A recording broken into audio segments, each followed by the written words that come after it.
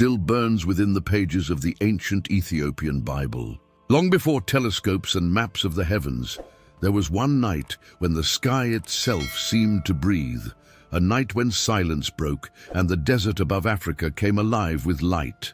Picture the golden plains, the ancient hills of Axum bathed in moonlight, and then a brilliance unlike anything seen before. A single star rose from the southern horizon, burning with such intensity that the sands glimmered as though touched by divine fire. This was not just a sign, it was a message, one that would echo across centuries, misunderstood, rewritten, and nearly forgotten. The Western world remembers it as the Star of Bethlehem, a symbol of divine birth. But in Ethiopia, the land of Sheba, of ancient kings and the 88-book Bible, the same event carried a deeper meaning. The Ethiopian scriptures, untouched by Western edits, describe a light of the south, a celestial messenger that marked the rebirth of divine presence on earth. Could this have been the same star the Magi followed? Or had the story's true origin been moved northward by history's silent hands? In those ancient days, Ethiopian priests watched the heavens not for wonder, but for revelation. Their temples stood like stairways to the stars. They believed the sky was alive, a sacred scroll written by God himself. And when that radiant light appeared, they didn't just see a cosmic event. They felt a calling. In their chronicles, this moment was written as a sign that he who brings light had entered the world. But these words never found their way into the Western Bible. They survived only in the Ethiopian texts, hidden from the eyes of empire, preserved in the language of Ge'ez, the tongue of angels. Over time, the Western world trimmed the sacred narrative, shaping it to fit a simpler vision. Yet Ethiopia kept the story whole. Within its preserved scriptures, the heavens were not distant. They were communicative, alive and bound to human destiny. The star was not merely a map marker. It was a covenant, a bridge between creator and creation. It called not just to shepherds or kings, but to every heart seeking meaning through the darkness. And maybe that's why this mystery still matters. Because even now, in our own restless world of noise and confusion, we still search the skies for signs of hope. We look for light to guide us, just as they once did beneath that African sky. The star was never about geography. It was about awakening. It reminded humanity that divine truth often rises from places the world overlooks. Imagine, then, that the real Bethlehem star wasn't confined to one place in time. It was part of a greater divine design, one that Ethiopia never let die. Perhaps the heavens themselves once whispered through that light, telling us that truth travels, light endures, and faith is the bridge between them. If you feel that same pull to uncover what's been hidden, then join us on this journey. Hit subscribe and help us reach 10,000 voices searching for truth together. Share this story with your friends and tell us in the comments where you're watching from, your name, your city, your moment under this same sky. And if this story moves you, you can support this channel with a super thanks to keep these forgotten histories alive. To hold a piece of this mystery in your own hands, get your copy of the complete 88 Books Ethiopian Bible and the Book of Enoch in English. The link is waiting in the description below. What if the heavens never stopped speaking? And all this time, the message has been waiting for you to listen? Before the stories of prophets and kings, before Bethlehem and its holy star, there was Enki. He was the god who ruled over the deep waters and the secret knowledge of how things were made. He was not a person of war or fire, but of balance. Long before Christ was born, the ancient Sumerian tablets called Enki the keeper of the sweet waters, the Lord of knowledge, and the one who brings light to darkness. He wanted to understand, while others wanted to rule. When the gods told people to do what they said, Enki whispered kindness. He shaped humanity not as slaves, but as reflections of divine curiosity, a spark of light formed from the same substance as the stars themselves. People in the past thought that the universe didn't start with chaos. but with water that was endless, quiet, and alive. Enki rose from that deep place, dressed in rivers, with stars in his eyes. They said he talked to the heavens and the earth as if they were one, telling both time and tides what to do. It wasn't his power that set him apart, it was his defiance. When the higher gods said they would destroy people because they were not perfect, Enki fought back. He warned his creation and taught them how to build, write, and remember. He broke God's law to show mercy. People saw something rare in him that they didn't see in other gods: love. Ancient writings say that Enki lived under the holy city of Eridu, which is thought to be the first city on earth. The YHWH was his temple, and it was built over the waters that connected heaven and the underworld. People back then thought of these waters as more than rivers. They were the veins of creation, spreading divine essence all over the world. They said that at night, Enki would rise from the depths and walk among the stars. His emblem, a single bright star surrounded by flowing streams, stood for both his control over water and the light that guided people's spirits. That star, which belonged to him, was a sign of wisdom. It stood for the light of consciousness, the divine flame that lives inside all living things. The Babylonians called him Ea. The Egyptians used Thoth to remember his traits, and the Hebrews remembered him in the stories of the Elohim. The story changed over time, and so did the languages, but the essence of the divine giver of light stayed the same. And when the night sky over Bethlehem lit up centuries later, could it have been a sign of that same ancient symbol, a sign of the first promise between heaven and earth?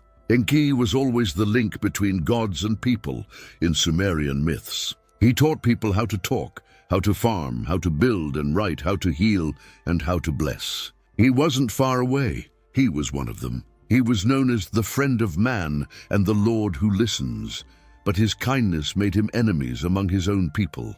Other gods, who were proud and followed a strict hierarchy, thought his kindness was a sign of rebellion. It was Enki who secretly told one good man, Ziusudra, to build an ark and save life when they decided to punish people with floods and plagues. Enki's defiance, his refusal to let creation die, happened long before the story of Noah. For ancient mystics, Enki's light was more than just a physical light. It was also knowledge, awareness, and spirit.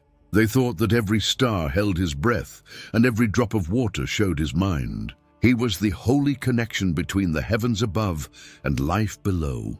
Centuries later, Ethiopian traditions would show the same respect for light as a divine truth. Their writings said that light was God's voice, and wisdom was the water that fed the soul.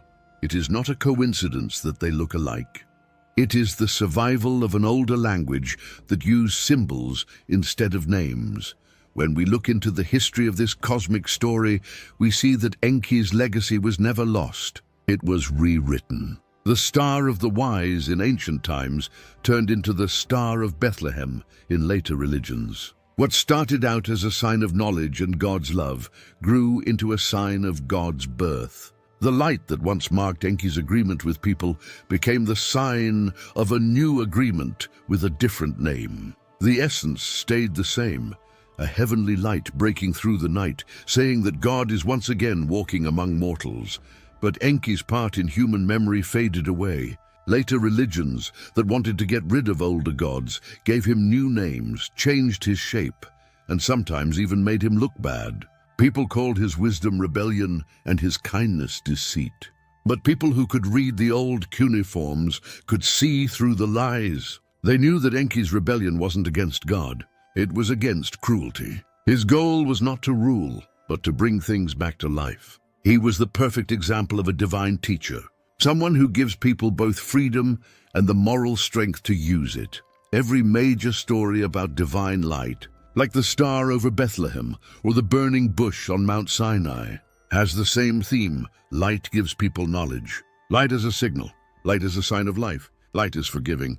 Could all of these be echoes of one old truth or one lost source? Maybe the Star of Bethlehem wasn't the first thing to lead people to the truth. It could have been the last visible link in a chain of divine revelations that went all the way back to Enki, The God who gave the world both water and wisdom, the way the Magi followed the star, is also a part of Enki's legacy. The wise men were astrologers who knew a lot about the universe from long ago. The same Mesopotamian lands that once worshipped Enki gave rise to their traditions. Like Ethiopian priests would do hundreds of years later, they read the sky as if it were the Bible. They didn't just see light when they saw the star rise. They saw a pattern, a message written in the language of the universe. They didn't have blind faith. They remembered something from long ago. So the story of the Star of Bethlehem might not be the start of something new, but the remembering of something old, an old truth that has been passed down through the ages under different names. Enki's gift of light never really went away. It just changed shape, going from myth to scripture, from star to story, and from memory to belief. Somewhere in the crossing of time, the God of the waters and stars became a whisper in the background of the world's greatest story. But even now, when we look up at the stars in the night sky and see them twinkling like pieces of some long-lost truth, maybe we are looking at the same promise, the one Enki made when he chose compassion over command and light over silence. His echoes fill the heavens, waiting for us to remember that mercy, knowledge, and light were once the same thing, and that Enki had already lit up the sky before Bethlehem ever saw a star. In the old days of deserts and holy fire, the name YHWH was more than just a word.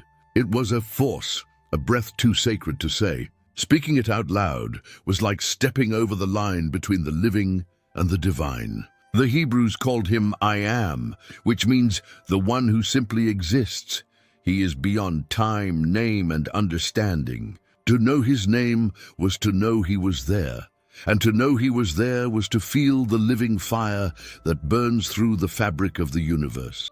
The Hebrews saw both love and fear in that strange balance between awe and love. YHWH made both light and dark, as well as life and death. His mercy lasted for generations, but his justice came down from the sky like lightning. He wasn't just a distant ruler. He was a living force that changed people's lives and shaped their futures. His words had power that could move mountains and split seas. His promise to his people was sealed with blood, sacrifice, and an unbreakable promise. He required obedience not from malice, but because disobedience would disrupt the very harmony of creation. But even as he punished, he forgave. He loved even as he judged. This duality of fire and mercy can be found in every ancient text and in every prayer said in shaky hope. YHWH was both the storm and the calm that followed it. The mountain shook under his fire when he came down to Sinai. The earth itself was both personal and universal. He shaped dust into a person and gave the clay life by breathing into it. The Ruach, or divine breath, was more than just air. It was the spark of eternal consciousness. It was like humanity was born from the fire of his essence, and each person carried a small ember of his eternal flame inside them. But in the echoes of his divine nature, another old memory comes to life, the memory of Enki, the Sumerian god of water and wisdom. YHWH ruled with fire, but Enki ruled with water. One shaped the world with judgment, while the other healed it with understanding.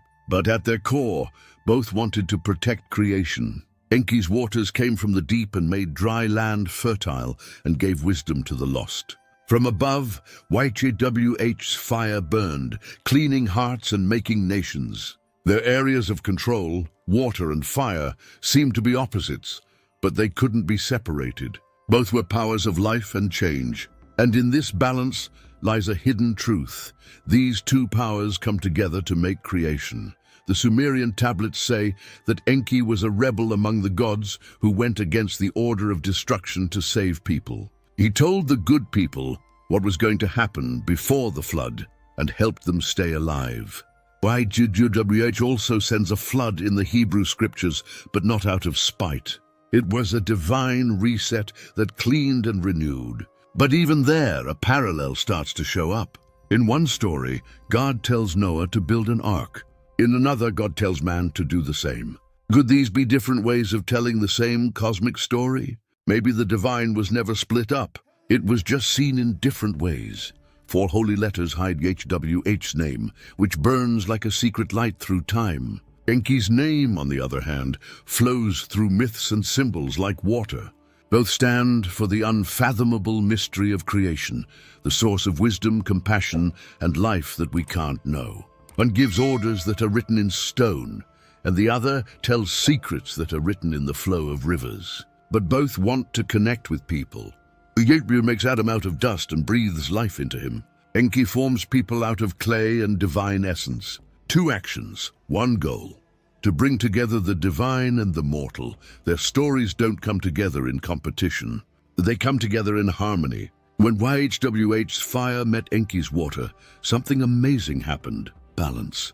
The waters of mercy put out the fires of judgment. The flames of truth lit up the depths of wisdom. Both gods wanted to protect creation, but they did so in different ways. YHWH wanted people to be good, while Enki wanted people to understand. One said to obey and the other said to learn. But could they really be opposites? Or were they just different sides of the same eternal source, the same divine mind that has watched people rise and fall over the years? There is a haunting thought that runs through old texts, that there was one truth and one light that shone through all faiths before there were languages and borders. It's possible that YHWH and Enki were 2 different ways that the same cosmic intelligence came to be, as seen by different civilizations. Both came down to help people and bring light to the dark. The Sumerians saw light under the sea, while the Hebrews saw fire on the mountain. One person called it a covenant, and the other called it wisdom. But the main idea was the same. God's love shone through creation. The emotional weight of this truth comes from its human nature. In both stories, the gods cared a lot about what they made. YHWH walked among his people, hearing their cries for help and guiding them to freedom. Enki also heard the pain of mortals and put himself in danger of divine wrath to save them. In their defiance and compassion, they embody a singular truth. The divine is not separate from human struggle, but profoundly interconnected with it. These stories remind us that even in the divine, there is conflict between mercy and justice, and between compassion and order. Could the star that led the Magi to Bethlehem have been more than just a sign from the heavens? Could it have been the echo of Enki's old light bouncing off the fire of YHWH's presence? This would have been a combination of wisdom and divinity that lit up the birth of something new. The star connects 2 worlds and 2 old gods who wanted to lead people to the same truth, that every soul has a spark of divine wisdom and that every act of kindness brings life. Maybe the real secret is that these stories were never meant to be told separately. The fire and the water, the breath and the wave, the name that is not spoken, and the wisdom that is not forgotten are all part of one divine rhythm. When you say YHWH's name, you feel the living fire inside. To remember Enki's gift is to feel the wisdom that flows and cools the fire. They all work together to make the never-ending cycle of creation, destruction, and rebirth. When the skies opened up and a new star rose over Bethlehem, it wasn't just a sign for one nation. It was the beginning of a long-lost unity that existed when the gods of fire and water spoke the same language of love. There is a sacred truth that the world has forgotten in the highlands of Ethiopia, where the mountains touch the clouds and old monasteries rise like faith watchtowers. Before printing presses and translations, and before the Western canon was cut down and edited, Ethiopia kept a Bible that was still whole. It was a collection of 88 books that contained all of God's revelation. There are stories in its pages that go from the birth of the stars to the secret places where angels live, from the fall of giants to the promises of forever. Ethiopia held on to the ancient scrolls, even though most of the world switched to shorter versions of the sacred word. They didn't want the light of forgotten wisdom to fade away. People often call this land the cradle of humanity. It became the protector of the Creator's most complete library. As they copied texts by lamplight, monks, scribes, and priests of the Ethiopian Orthodox Tewahedo Church kept their hands steady and their hearts pure. They kept every chapter that others chose to remove. These scriptures were more than just words on paper. They were living spirits, the breath of the ancestors, and the sounds of heaven itself. And in the rhythm of their prayers and chants, the names of Enoch, Jubilees, and Maccabean kept flowing like holy rivers, feeding souls that wanted to know the truth beyond the limits of Western theology. The Book of Enoch is one of the most amazing of these old texts. It tells the story of a man who walked with God until he died and went to heaven. But the Ethiopian version doesn't stop there. It shows us things we've never seen before.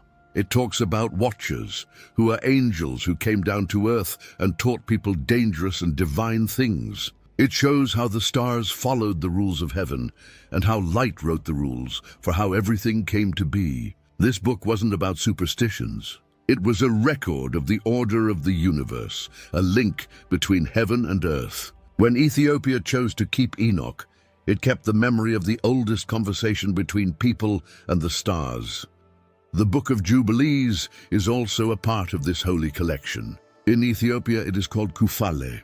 It tells the story of creation from the angel's point of view and divides human history into cycles of divine time, or Jubilee years, that show the rhythm of heaven's calendar. In its pages, the Genesis story goes into great detail about the heavens, including the moon's movements, the laws of purity, and the patterns of the covenant that are hidden in time itself. People in the West used to think this book was fake, but Ethiopia saw it as a sign of God's order. It wasn't a story, it was a lesson.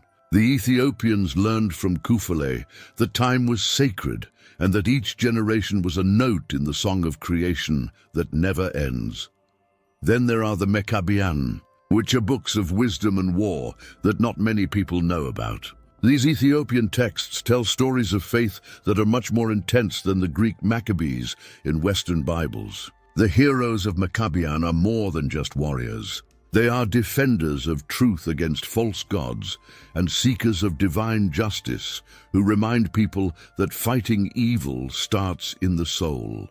They fight with swords, but also with their beliefs, with prayer, and with the knowledge that God is with them. These aren't stories about winning.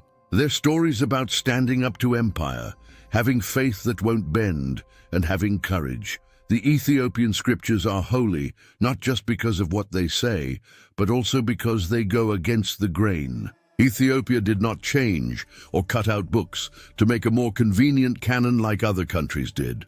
They couldn't stop Enoch from speaking or get rid of the cosmic chapters that talked about angels, watchers, and divine mysteries. What they believed in wasn't based on what was right. It was based on what was true. The Ethiopian Bible became a spiritual ark that carried the fullness of revelation through centuries of darkness and colonization. Ethiopia stayed the same, even when foreign powers came and brought their own beliefs and ideas. Its priests and scholars knew that the word of God should not be broken up. They thought that every verse had a meaning and every hidden story had a light. Taking them away would make it harder to understand how things came to be. They protected these texts just like they protected their mountains, keeping them safe from invaders, isolation, fire, and time. The Ethiopian monasteries kept chanting the same holy words even as empires came and went. They kept what the rest of the world had forgotten. These books are more than just historical. They are spiritual proof that Ethiopia has a divine mission. This land was chosen not only to receive the faith, but also to keep it whole. When you walk into the old churches of Lalibela, which were carved out of living rock, it feels like the Bible has come to life in stone. There are chants in Ge'ez, the oldest liturgical language still spoken today, all around. Each echo reminds the soul that God's story is still going on. The Ethiopian Bible has 88 books that tell the story of the Bible. It is not just a record. It is a living continuation of that story. The pages of this book bring heaven and earth together. The stars that Enoch studied are still bright in the sky over Ethiopia. The angels who talked to the prophets seem to still be in the monastery's incense-filled air.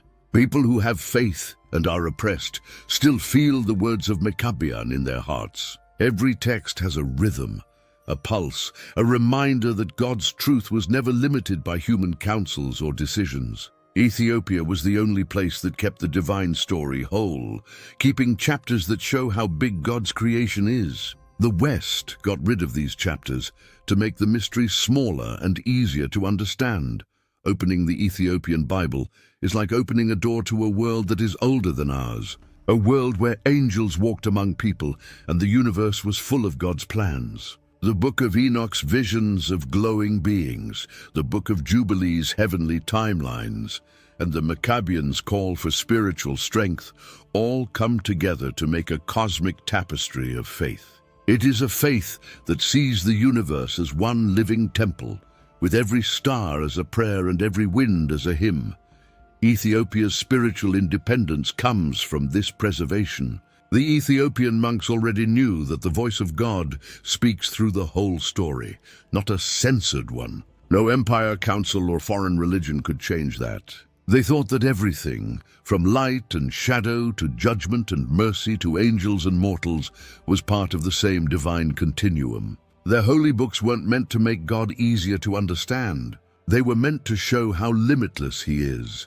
In the quiet of an Ethiopian monastery, the candlelight flickers across old parchment, and you can almost hear Enoch's voice speaking across time. The books that have been forgotten aren't quiet. They're alive and waiting to be read again. Ethiopia didn't just keep a bigger Bible. It kept the cosmic heartbeat of creation, the connection between heaven and humanity that other cultures let go of. The stars in the book of Enoch still shine.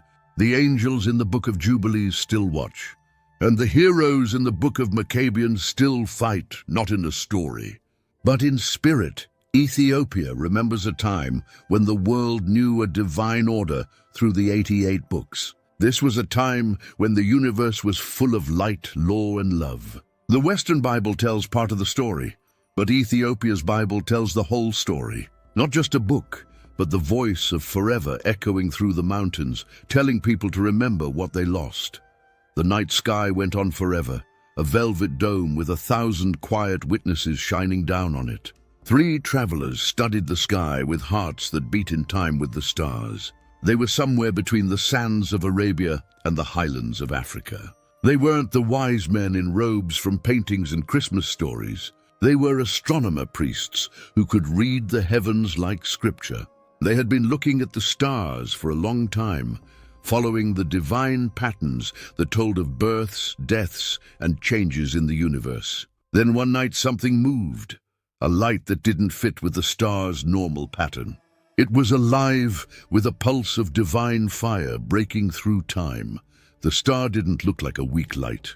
It looked like a bright message that moved with purpose. The Magi didn't just see it as an astronomical event. It was a revelation. They knew that the heavens spoke in signs and that every movement of the stars had a purpose. This new light, which was brighter than any planet, had the mark of a prophecy they had kept secret for generations. It was written in ancient languages that a star shall rise out of Jacob and a scepter shall spring up out of Israel.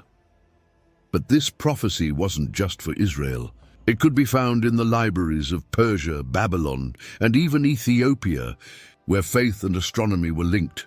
The Magi met under the night sky, each one seeing the light in a different way, based on his own culture. For one person, it was a sign of a divine birth. To someone else, the cosmic covenant was coming back to life. To the third, it was a call, a message from the Creator himself. They didn't use maps to plan their route. They used faith. Their caravans were full of gifts for a child of promise, not a king of palaces. Gold for power, frankincense for holiness, and myrrh for death. They moved like pilgrims of light, following the star across deserts, valleys, and mountains. With each step, the sound of prophecy being fulfilled echoed.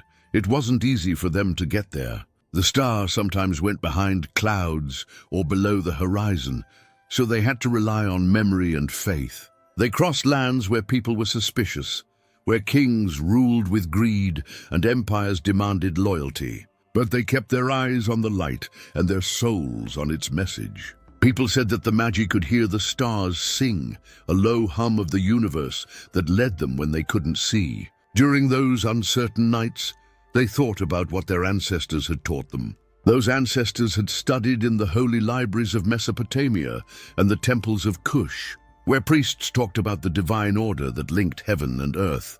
Some old Ethiopian customs say that these travelers were not new to Africa. Long before the West would romanticize their journey, the Ethiopian highlands had already honored watchers of the heavens, wise men who combined spiritual devotion with celestial science. They didn't chart the stars out of pride. They did it to understand God's voice in the night sky. Maybe some of the Magi were men whose ancestors lived in the same places where Enoch saw the heavens, and the Book of Jubilees talked about the laws of the sun and moon. The Star of Bethlehem wasn't new to them. It was a continuation of their own ancient astronomy and a language they already spoke. The land changed from golden sand to green valleys as they traveled west. The star seemed to know where they were going, stopping over cities and moving as if it knew the way. To someone who didn't know better, it might have looked like a comet or a planetary conjunction. But to these wise men, it was a sign of God's will. The heavens were lining up to show that something bigger than kings or empires was coming.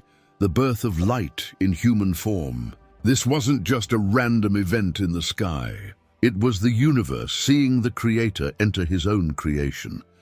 People in all cultures believed that the birth of a great person shook the heavens. Enki was the one who sent light to show people the way in Sumer. YHWH put the stars in the sky in Israel so that they could be used to tell the seasons and the future. People who lived a long time ago in Ethiopia said that stars held the breath of angels. The Star of Bethlehem may not have been new at all.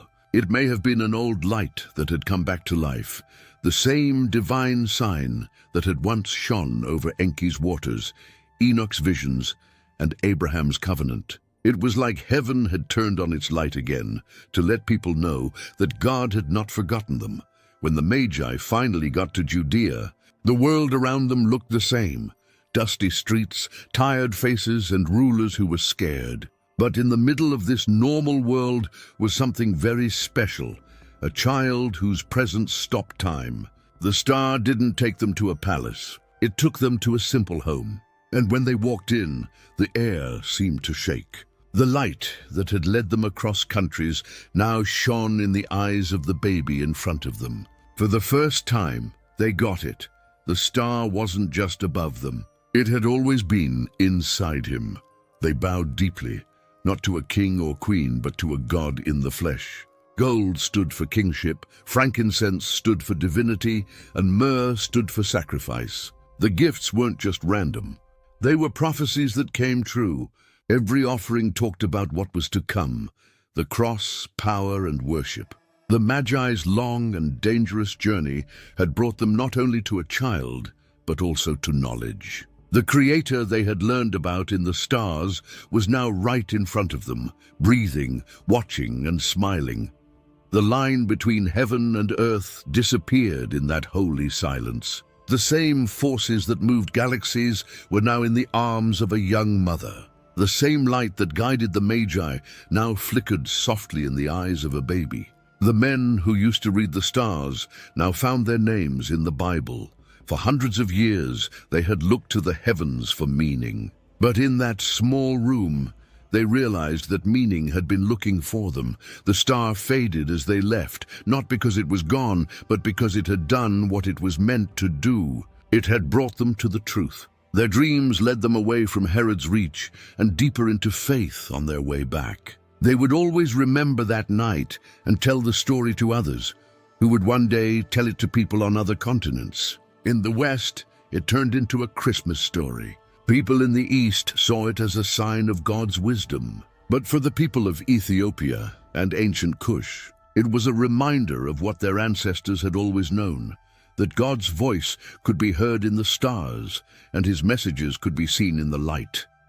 The Star of Bethlehem was more than just a celestial event. It was the universe bending toward love. It was the same divine intelligence that had spoken through Enki, YHWH, and the Ethiopian prophets that was now visible in the sky. It led the Magi across deserts and time, and it whispered a truth older than nations. The heavens are not silent, and divine light always finds its way to those who seek it. The star was a map and a message, a fire and a faith. It was the time when heaven finally reached down and earth finally looked up. The night sky above the deserts and mountains of the ancient world looked like a canvas that was too big for humans to understand. Stars twinkled in their usual patterns, but one light stood out. It was so bright that it seemed to be alive, purposeful, and almost aware of the people who were watching it. What was this strange thing? To the average person, it might have looked like a comet, a rare supernova, or the planets lining up for a short time. But to the Magi, the Ethiopian watchers, and even the far-off scribes of Sumer who could read the sky like scripture, it was more than science. It was a message, a celestial code that was woven into the very fabric of creation. This star wasn't just a pretty thing in the night sky. It was a signal, a beacon, and a language that only those who were in tune with the rhythm of heaven could understand. Even today, hundreds of years after the event, there are many different ideas about what happened. Some researchers think it could have been a comet that streaked across the sky in long, fiery arcs that caught the attention of many people. Some people think of a supernova, which is a star that died in a huge explosion that sent light across the world in ways that were hard to understand. Astronomers have pointed to planetary alignments, which are rare times when Jupiter and Saturn, or maybe Venus and Mars, seem to be close together, making a celestial arrow pointing to a very important moment. These scientific explanations, however, do not fully explain the mystery. The star was more than just an unusual astronomical event. It was a message to people, a coming together of meaning, time, and purpose. The Sumerians of ancient Mesopotamia had been studying the movements of the stars for a long time.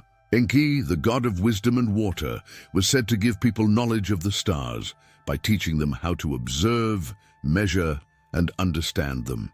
Enki's light of wisdom was more than just useful information. It was divine communication hidden in the cosmos, a way for people to see the eternal mind of creation. Could the Star of Bethlehem have been a continuation of this old language, a link between Enki's teachings and the birth of the child who would change the course of human history? When you think about it this way, the heavens aren't random. They're planned. Each movement and glimmer is a letter in the divine alphabet written across the night sky.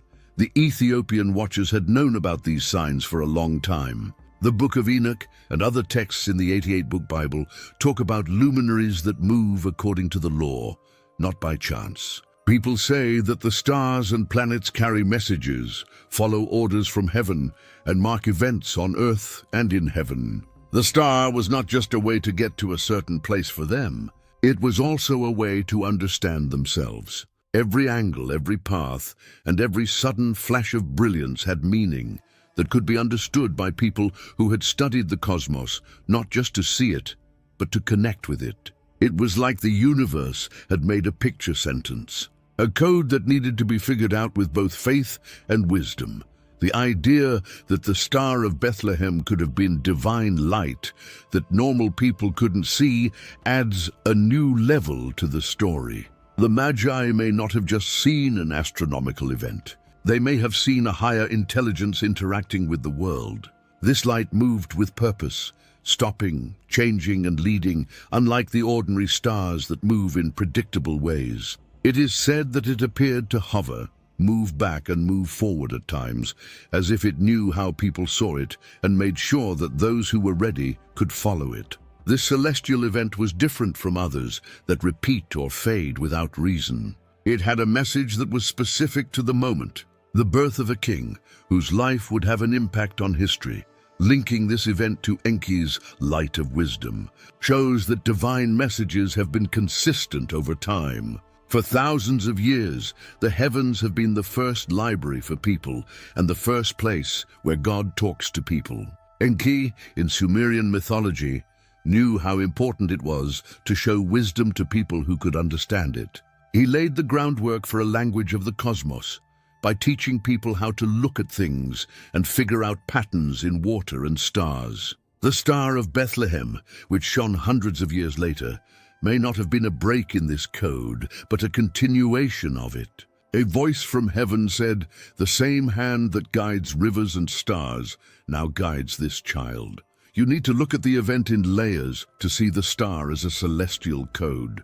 It worked on a practical level by helping the Magi cross land and kingdoms. On a different level, it spoke spiritually, repeating old teachings and divine prophecy. And on yet another level, it communicated on a cosmic level, showing a principle that goes beyond what humans can measure.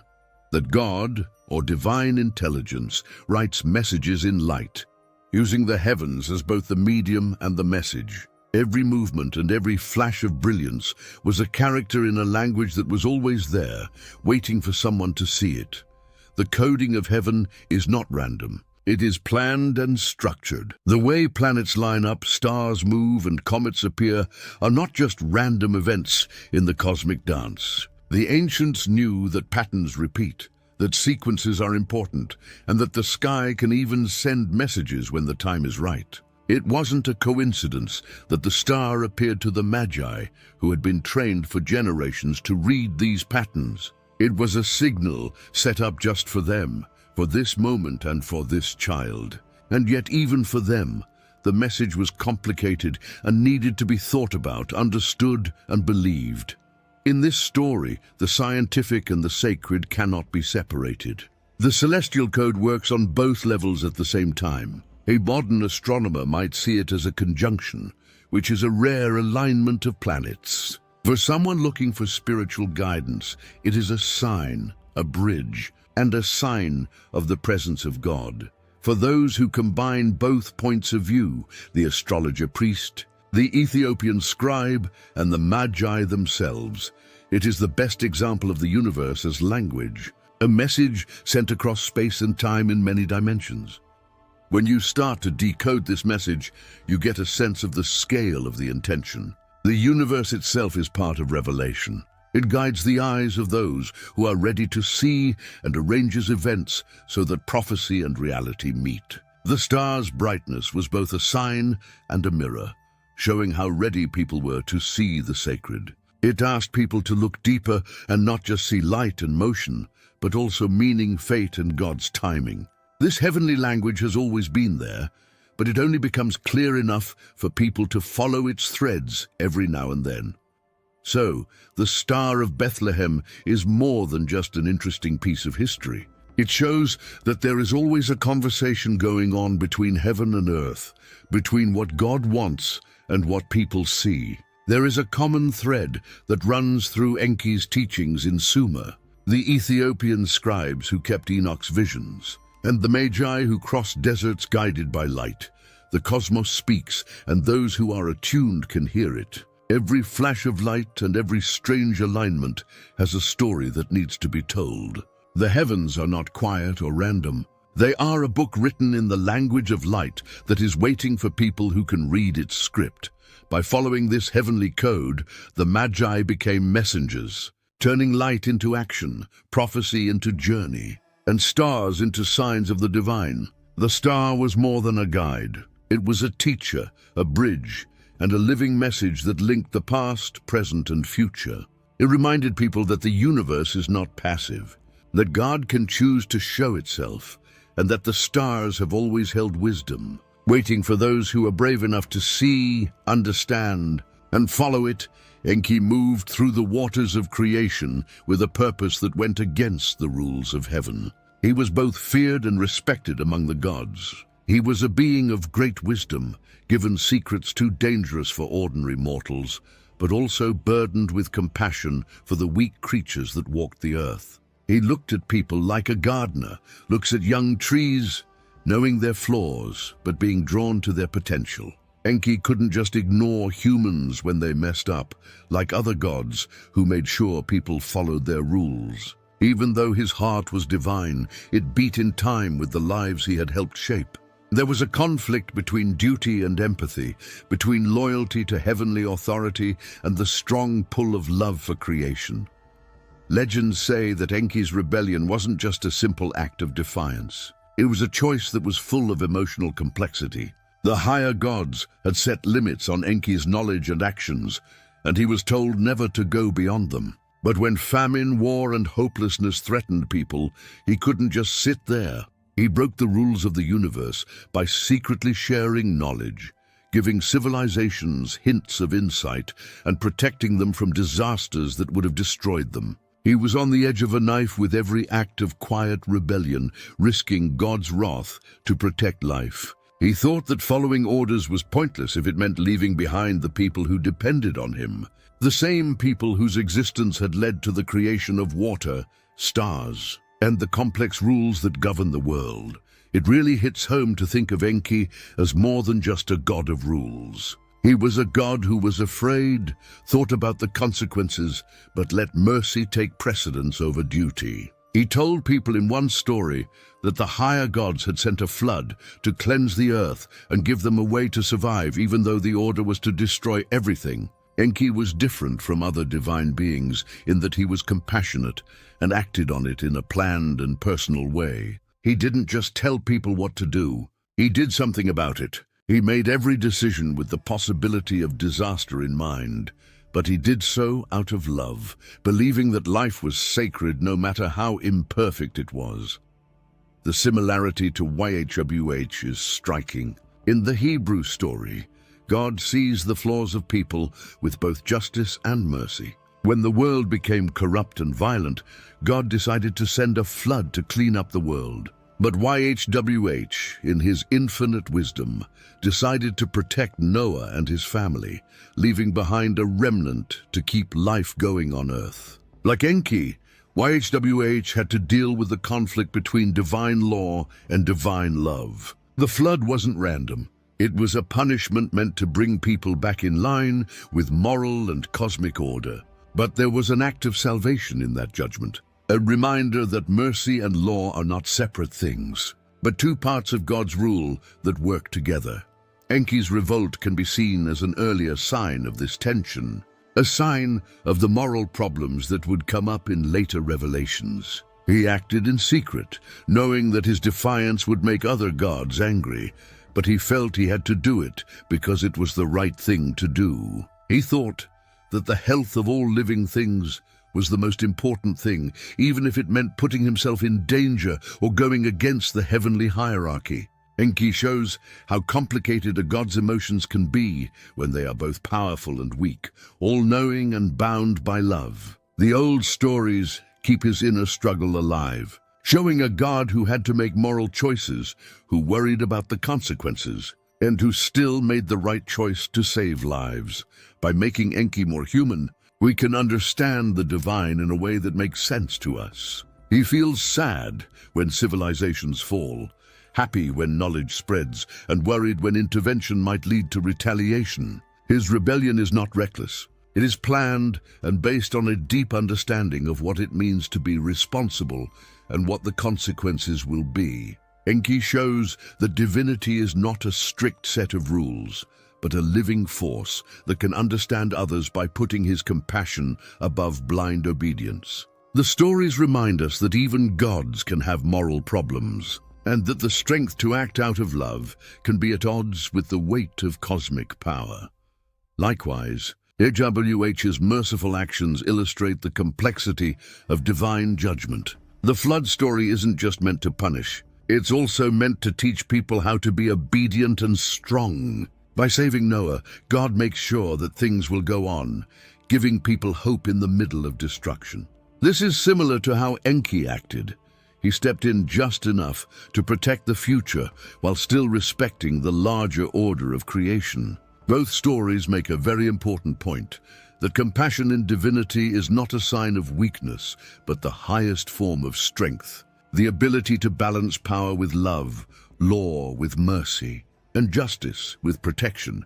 Enki's rebellion also shows a subtle tension between keeping things secret and telling the truth. He risked being erased from cosmic history by going against the higher gods, but his actions lived on in myths, in the stories told to people, and in the memories of civilizations that lived on because of him. This duality, acting openly versus acting covertly, enforcing law versus bending it for mercy, creates an emotional resonance that speaks across time. People also have to deal with these kinds of problems. Times when their moral beliefs make them brave against authority, and times when their love for others makes them question strict rules. Enki shows how the divine struggle is reflected in the human heart, showing how justice and mercy come together in life. The water imagery, which is very important to Enki's domain, adds to this emotional story. Water nourishes, purifies, and protects. It moves freely but follows the rules of nature. Enki's advice is like the water he controls. It can be soft or hard, and it can be very strong. His rebellion is not harmful. It is a way to help people who are imperfect. In the same way, YHWH's mercy flows like a river through judgment, bringing new life after destruction. Both gods show that divine law is not just strict. It's also a current that is guided by love for creation and moral intent. To understand why Enki went against the gods, you have to understand the emotional structure of myth. A god who has to make hard choices, who is torn between loyalty and compassion. The stories show that divine intervention is not always easy. It involves taking risks, making calculations, and having deep empathy. The myths give us a way to understand the balance between law and mercy, authority and kindness, judgment and salvation, by making these heavenly beings more like people. They remind people that divine love can work even in systems of great power, that rebellion can be right, and that compassion is often the bravest thing to do.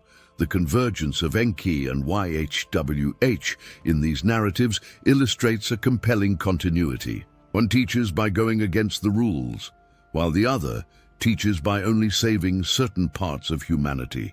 Both characters act out of deep love.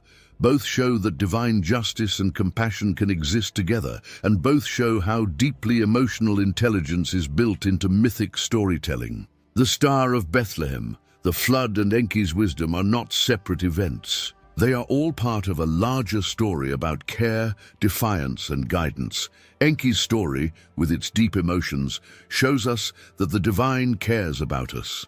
It can feel pain, love, and fight. It chooses to intervene when mercy is needed, breaks the rules when creation is in danger, and takes risks to make sure life goes on. Seeing the God who went against heaven gives us a glimpse of a truth that is true in all cultures and times, that compassion is the measure of divinity, that moral courage is greater than authority, and that love can move even the strongest powers. In the quiet places between following the rules and breaking them, between justice and mercy, people can see their own moral struggles and learn about the deep compassion of God.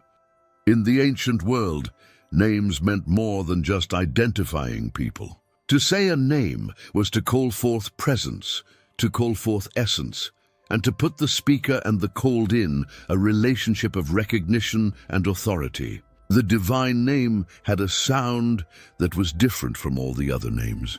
In Sumer, Enki's name stood for wisdom, water, and the guiding light of knowledge. In Hebrew tradition, YHWH was the unutterable living fire that shaped creation and kept the covenant. These names traveled, changed, and multiplied over empires and centuries as civilizations rose and fell. Each new translation and interpretation changed how people saw the divine. What used to be one thing became broken up in pronunciation, lost in translation, and changed by political, cultural, and linguistic forces. The ancient scribes of Egypt and Mesopotamia knew very well how powerful names could be. Rituals and writings that stressed Enki's link to both wisdom and water kept his essence alive. This duality showed how the cosmos gives life and sets laws. Saying his name could bring protection or insight, and saying it wrong could bring God's anger. The Hebrew priests of ancient Israel also showed such great respect for the name YHWH that they never said it out loud. Instead, they used Adonai, the Lord, or Elohim, God. These changes were not just in language. They also showed a change in how people understood relationships, going from closeness to distance and from living communion to ritualized mediation. When empires grew, conquered, and absorbed other cultures, the names of the gods often became tools of power and control. The Babylonian exile, Persian rule, and Hellenistic influence all changed how people spoke, understood, and thought about things, mixing the gods of one culture with those of another. People compared YHWH to El, Baal, and other high gods from the area, sometimes mixing traits and sometimes losing their uniqueness. Enki's stories were also changed, as other cultures took Sumerian knowledge and made it their own. As this happened, the original resonance of these names, the immediacy, the sacred power, and the moral and cosmic implications began to fade. Names that were supposed to bring people together by helping them understand the divine turned into things that set people apart, symbols of division and ways to tell who is in a group and who is not. The Ethiopian tradition kept something very different. The 88-book Bible kept all of the divine names, even the ones that were erased, changed, or hidden in other places, thanks to careful transmission over the years. In these texts, the connection between Enki's cosmic wisdom and YHWH's covenantal authority is still clear. The Magi, the scribes, and the Ethiopian church did not see these names as tools for politics. Instead, they saw them as living links to the divine essence, signs that brought together human understanding and heavenly intention. Their faith served as a temporal bridge, safeguarding knowledge that could have been obliterated by conquest, translation inaccuracies, or cultural assimilation. It's not hard to picture how this caused problems and fights in other places. Priests often became powerful by controlling who could use the name of God. When a name could not be spoken without mediation, authority became centralized. Kings and high priests wielded both temporal authority and spiritual influence, interpreting, censoring, or redefining the divine presence to fortify their control. The Ethiopian approach, on the other hand, put more emphasis on continuity, understanding, and devotion than on control. They kept the names as living, sacred words, which kept them connected to the original, divine purpose. This was a way of showing that the power in a name is a trust, not a way to control others. Think about how history has changed. Enki's wisdom in Sumer was passed down through the ages and changed how the Assyrians, Babylonians, and later Greeks understood it. At the same time, YHWH's name changed over time in Hebrew scripture during the exile, and when it was translated into Aramaic Greek, and finally Latin. Each iteration subtly changed how people saw the authority and relationship of God. But in Ethiopia, both threads, Sumerian echoes and Hebrew revelation, stayed connected, not by force but by love. They kept the sound that recognized both the cosmic and covenantal parts of God. The names, even though they were said in different ways, still pointed to the same thing, the same presence that guided the heavens and watched over people. The sad thing about human history is that these names, which were meant to bring people together, ended up tearing them apart. Religions, empires, and priesthoods often stressed the differences instead of the common core, which led to conflict when connection was meant. Wars were fought, texts were rewritten, and sacred knowledge was kept secret. But Ethiopia quietly kept the knowledge safe, keeping a living link that couldn't be broken. The Ethiopian texts show that divine identity isn't limited to one way of speaking, one way of doing things, or one way of understanding it. The essence of the name goes beyond the limits set by human politics or the way language changes over time. The War of the Names is also a story about how people feel. Names hold memories and identities. When you lose your name, you lose access to the story that connects your life to a higher order. People remembered Enki's rebellion, his guidance, and his compassion by calling his name with respect. YHWH's name, which was never spoken, kept the memory of the covenant, of judgment and mercy, and of the delicate balance between law and care. When names were changed or hidden, people lost more than just words. They lost context, lineage, and understanding as well. The living truth lived on where it was kept, connecting generations across time and space. One can follow this thread even further into how Ethiopia kept the moral and celestial codes. The Magi, following the star, read a message from God that fit with old wisdom. The names that had been split up somewhere else were still whole here, which made it clear how the heavens, divine intention, and human understanding are all connected. Enki's guidance, YHWH's covenant, and the signs from the heavens all came together in Ethiopia. This shows what can last when faith, devotion, and attention protect what conquest and translation often destroy. From this point of view, the War of the Names is more than just a language or history lesson. It's a story about the human heart and how we can see unity and diversity. It shows how fragile understanding is when names are broken up and how strong it is when they are kept whole. Enki, YHWH, El, and Adonai are not contradictory. They are all parts of one big truth. The separation brought about by human ambition is very different from the continuity that spiritual vigilance keeps. The Ethiopian tradition, by protecting these ties, is a living example of loyalty to the divine essence, which is the opposite of the forces of division and control. The story of the War of the Names serves as a reminder that language is sacred. If you change it carelessly, you could misunderstand not only a word, but also your relationship with God. The Ethiopian preservation of the unbroken link shows that faith, not conquest, can keep the truth alive. Ethiopia shows us what it means to value essence over authority, connection over control, and unity over fragmentation in a world where names were used as weapons, hidden or changed. The divine is one, even though people have tried to split it up. It still lives on in those who remember, protect, and say its names with respect.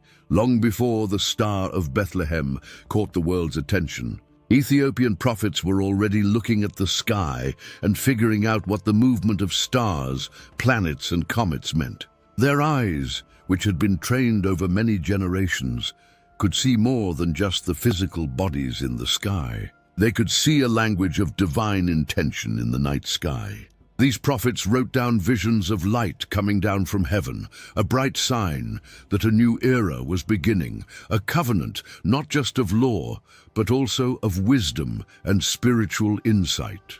Ethiopia's ancient scrolls talked about cosmic events as planned ways for God to talk to people. They said that the heavens were also part of God's ongoing conversation with people. For them, a star was more than just a ball of burning gas. It was a messenger that brought them instructions, hope, and direction. Ethiopian mystics thought that the way certain stars lined up, the sudden appearance of bright comets, or the movement of planets, were signs that God's plans were being carried out on earth. These signs were carefully written down in holy books, creating a heavenly map that foretold things that would happen in the future. Their observations were mixed with lessons on morals and spirituality. Each alignment and each light had both a literal and a symbolic meaning. People thought that the bright descent that these prophets talked about was the beginning of a change that would change the course of human consciousness. For hundreds of years, these messages were kept safe in monasteries and passed down by word of mouth, creating a never-ending chain of knowledge that linked people to the rhythms of the universe. In Ethiopia, prophecy was more than just predicting kings or empires. It was also about understanding how heaven and earth work together and the moral duties that come with that knowledge. People who were paying attention saw a star that was brighter or moved in an unusual way as a deliberate signal, not just a random event. The prophets taught their students to read the sky with respect, knowing that every event in the sky had a purpose. So prophecy wasn't just a prediction, it was a conversation and a call to see the divine order that was showing up in both the heavens and human society. You can see the star that would later lead the Magi through this lens. For Ethiopian mystics, it was a sign from the universe that had been read and written down hundreds of years before. Their tradition included the idea that a light from heaven could signal the arrival of an important person. The star over Bethlehem can be seen as a continuation of this idea. The bright event was both real and symbolic. It marked a real place and also signaled a spiritual awakening, a call to remember a promise that crossed borders, languages, and time. The prophecy connected the heavens to the moral and spiritual duties of people, telling them to pay attention to what God says through light itself. These prophetic texts also stressed the moral aspects of watching the stars. When you saw a star, it wasn't just about figuring out what happened. It was also about how to react. When light came down, it meant that people had a chance and a duty to do the right thing and follow higher wisdom. The Ethiopian tradition emphasized that disregarding these messages would lead to spiritual dissonance, resulting in a discord between human actions and divine will. On the other hand, people who paid attention to the celestial signs, thought about them and acted on them were seen as part of a bigger cosmic plan that was in line with the flow of divine guidance. The accuracy with which Ethiopian prophets documented these signs indicates an advanced comprehension of astronomy integrated with theology. They carefully wrote down the positions, brightness, and movements of stars, connecting what they saw to historical events and moral lessons. This level of care wasn't just scientific. It was a sign of devotion and an acknowledgement that the universe itself held wisdom that should be interpreted with care. The prophets' work made a living bridge between the heavens and human society, a record that was always being added to and that shaped moral, spiritual, and community life. Every movement in the sky was a sentence, every comet was a paragraph, and every alignment was a chapter in the ongoing story of how God interacts with the world. What is especially interesting is how these Ethiopian prophecies kept things the same over time. Western traditions frequently fragmented, simplified, or neglected these texts, whereas Ethiopian custodians preserved their complete significance. The Star of Bethlehem, which appeared hundreds of years later, can be seen as part of an unbroken chain of prophecies, rather than as a single event. Ancient mystics saw the light that came down as the same sign that had been expected long before, linking people who had seen it with people who would see it for themselves. This is how the Ethiopian view of prophecy stresses not just accuracy, but also fidelity, which is the preservation of knowledge that respects both the cosmic order and the moral call that comes with it. These visions also show how important faith is in understanding messages from the heavens. Stars are neutral on their own. It is the act of seeing, interpreting, and responding that gives them meaning. Ethiopian mystics developed a disciplined methodology that integrated observation with meditation, historical awareness, and ethical discernment. They knew that prophecy is as much about how you see things on the outside as it is about how you see things on the inside. It needs a heart that is in tune with divine rhythm and a mind that is trained to see patterns. The light that was going down wasn't just a show. It was a call to awareness and an invitation to join the covenant of wisdom that is built into creation itself. The Ethiopian tradition connects prophecy to cosmic events, which helps us understand how God talks to us better. From this point of view, the Star of Bethlehem is part of a bigger system of signals that were put in the sky on purpose, a story written in light. The prophecy preserved in Ethiopia indicates that these signals were intended to direct humanity, providing guidance, caution, and optimism. Prophets read these signs and acted as interpreters of God's will. They were middlemen between the unseen world and human society, making sure that the messages from heaven were not missed or misunderstood. We learn from these old texts that the heavens are not just watching us. They are also involved in our fate. In Ethiopian prophecy, light coming down from heaven is not just a symbol.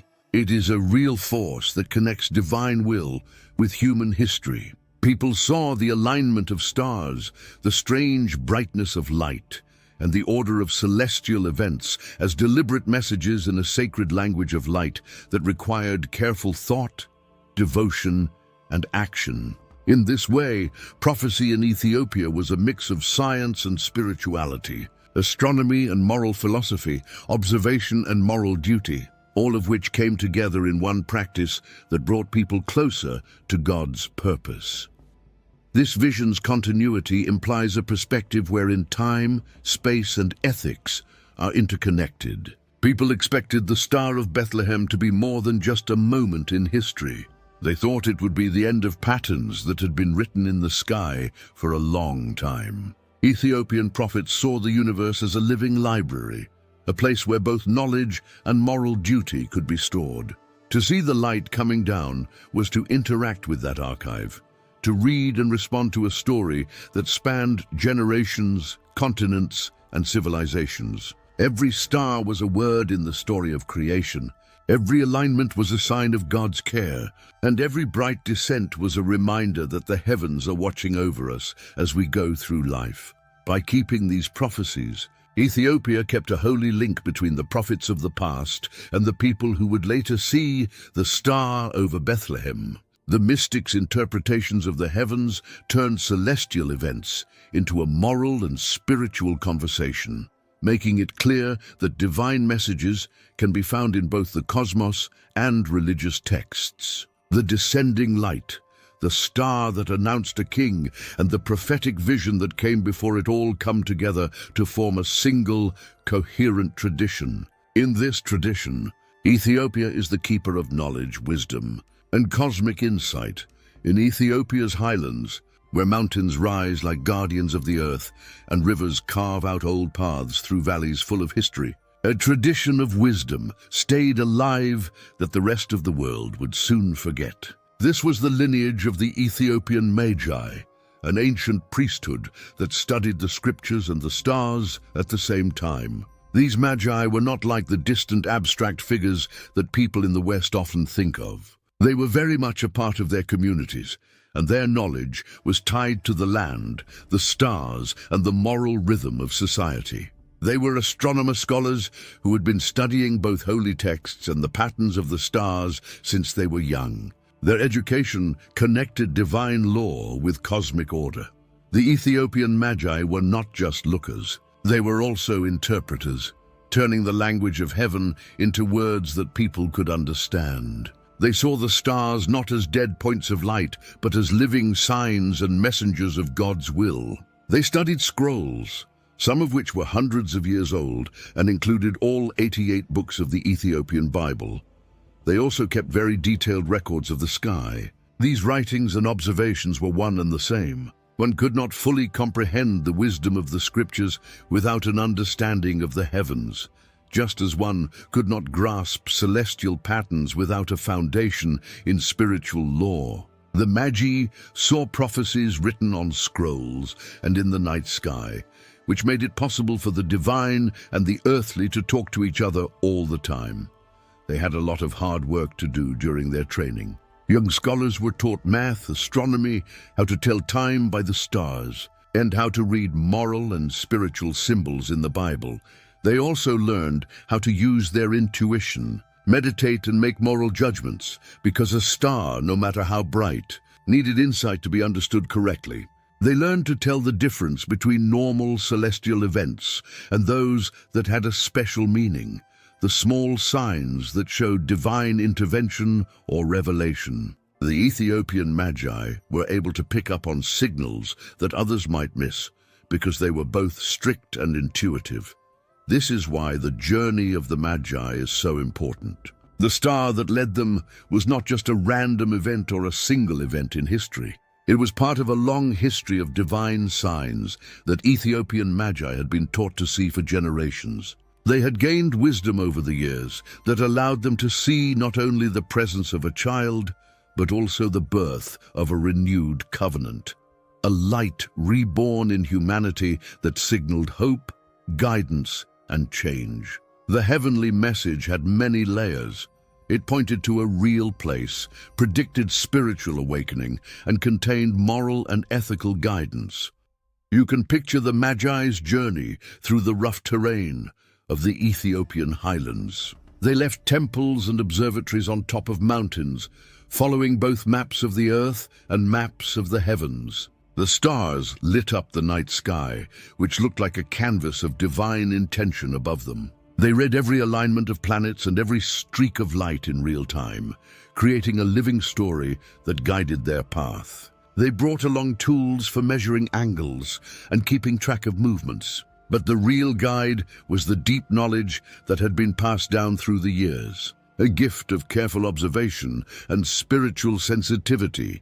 Ethiopia's temples, especially the ones in Aksum, were more than just places to pray. They were also observatories, libraries, and schools all in one. The design and layout of sacred spaces often matched up with celestial events, such as solstices, equinoxes, and important star positions. The Magi studied both old books and things that were happening right now inside these walls. They were guardians of knowledge, linking the wisdom of Enki's cosmic insight with the covenantal guidance of YHWH and putting both into practical use. The temples were both physical and spiritual places where messengers could read the heavens and send back messages of guidance, rituals, or journeys. The Ethiopian Magi are interesting because they focus on both observation and interpretation. They knew that a star is never just a star. It is a message that needs to be read, understood, and acted on. In this view, the Star of Bethlehem was more than just a show. It was a living message, a reminder that God is always involved in human affairs. The Magi saw it as a sign of arrival, not just of a child, but also of a restored understanding, a light that had been reborn in the minds of people, showing the way to wisdom, justice, and spiritual awakening. Their job wasn't just to watch. They also had to give moral and spiritual advice. When a signal appeared in the sky, it was their job to tell leaders, communities, and sometimes even faraway rulers what it meant so that the message from the heavens could be acted on here on earth. They understood that knowing about celestial things wasn't enough if you didn't use that knowledge in a moral way. The Magi's interpretation linked cosmic knowledge to human duty, stressing that the divine message needed a thoughtful and faithful response. The light coming down from the sky was both a moral challenge and a cosmic wonder, calling people to live by principles that went beyond time, culture, and borders. You can follow the line of influence from these Ethiopian Magi to the story of the Magi who went to Bethlehem. Western stories often show them as distant, mysterious people, but Ethiopian sources say that they came from a long line of knowledge and practice, an inherited tradition that helped them see, understand, and act on the divine signal. Their journey wasn't random. It was the result of hundreds of years of watching, teaching, and spiritual preparation. They had both practical tools and spiritual knowledge with them, which let them see what others couldn't, that the star was not only a sign of a birth, but also a time of cosmic renewal. The Magi also had a deep sense of protection. Their job was to keep the flow of knowledge going, making sure that both scripture and celestial interpretation stayed the same from one generation to the next. To do this job, you had to be disciplined, humble, and know that the divine message was bigger than any one person. Every trip, every observation, and every interpretation added to a bigger chain of understanding that linked the past, present, and future. Their wisdom was not for themselves. It was for everyone, meant to help people and keep the cosmic covenant strong.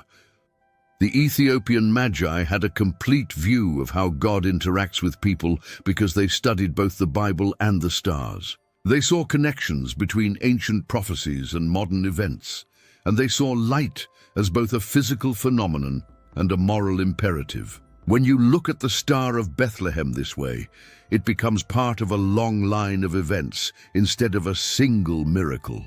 It is a sign that has been seen, thought about, and served for hundreds of years. It signifies not only the direction of a particular moment, but also the continual participation of humanity in responding to the divine narrative inscribed in the heavens. In the end, the Ethiopian Magi show how knowledge, devotion, and moral duty can all come together. They were experts on the universe, interpreters of scripture, and protectors of an old covenant. Their job was to read the signs from heaven and help people understand. The Star of Bethlehem was more than just a star in the sky. It was the end of a living tradition, a bright call to see God's plan and to actively take part in the ongoing story of creation, wisdom, and covenant. Their legacy teaches us that knowledge without devotion is not enough, and that the stars can talk to people who are ready to listen. As the Magi's journey came to an end, it seemed like the night sky itself was holding its breath. The star, which had led them through deserts, rivers, and mountains, stopped over a quiet village. Its brightness grew until it became a pure, almost tangible light. The air was thick with tension, as if the heavens and the earth had planned to meet at this one point, where time seemed to stop and eternity leaned forward to watch prophecy come true. Every movement of the stars and every whisper from the heavens that the Ethiopian Magi had so carefully interpreted brought them to this exact moment when divine intention touched the mortal world in a way that couldn't be explained. People from the highlands of Ethiopia to the plains below the star had been waiting for this alignment for generations. Enki's ancient gift of cosmic wisdom, which had been passed down through generations of human guardians, was now perfectly intertwined with YHWH's covenantal promises. This created a resonance that shook the very fabric of creation. The star was no longer just a symbol or a guide. It had become a tool for revelation, a living example of centuries of prophecy, divine law, and heavenly knowledge. The Magi, standing in awe under its light, felt that a plan much bigger than any one person or culture was coming to an end. The light came down slowly, like a ghost, but undeniable, and it lit up every face, object, and shadow. It was like the star held the knowledge of all creation, bringing together the wisdom of Enki, the covenant of YHWH, and the foresight of Ethiopian prophets into one bright moment. The Magi felt it not just with their eyes, but with all of them. Their hearts raced with recognition. Their minds were full of understanding, and their spirits were in tune with the reality that connected heaven and earth. This was a personal and universal revelation that showed that God was not far away, but was actively involved in the course of human history. The light spread in soft waves across the desert sands, touching the ground with its bright fingers.